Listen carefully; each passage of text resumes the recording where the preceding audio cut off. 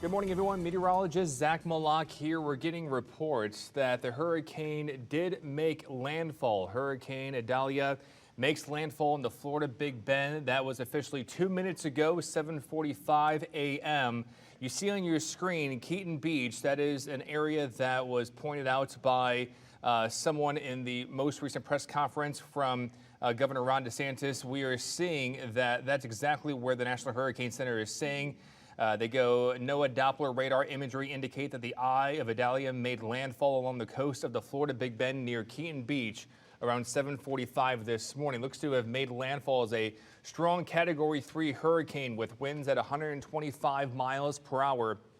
If you recall earlier this morning, we had a Category 4 hurricane with winds at 130 miles per hour. So it did weaken just slightly before making landfall, but this just in, 2 minutes ago, Hurricane Idalia makes landfall at Keaton Beach, which is due west of Cross City, just a little bit northwest of Cedar Key. And this area is the area that is getting inundated with life-threatening storm surge right now. We are getting reports anywhere from that 10 to probably 16-foot range. That's what the National Hurricane Center was forecasting. It's going to be hard to see exactly what comes in there because there aren't too many sensors in terms of monitoring the storm surge in that area. This is the strongest hurricane to make landfall in the Florida Big Bend in history of tracking these storms. The most recent two were back as the Category 2 storms many years ago. In terms of what we're watching all these training cells. So even though the eye made landfall, it's when the center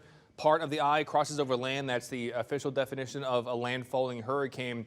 We are seeing big impacts across all of Tampa, all the way south through central Florida, and of course, locally here, you've been hearing us talking about it, the rain that continues to come down, the deluge, I should say, for Port Charlotte as well as Punta Gorda. We are not in the tornado watch area anymore, but we have seen some spin with a few of these cells there earlier this morning.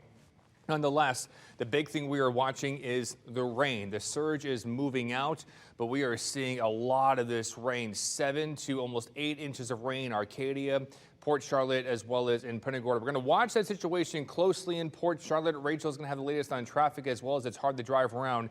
But let's get back to Corey and Lindsay. Corey and Lindsay, yes, the storm just made landfall as a Category 3 hurricane near Keaton Beach.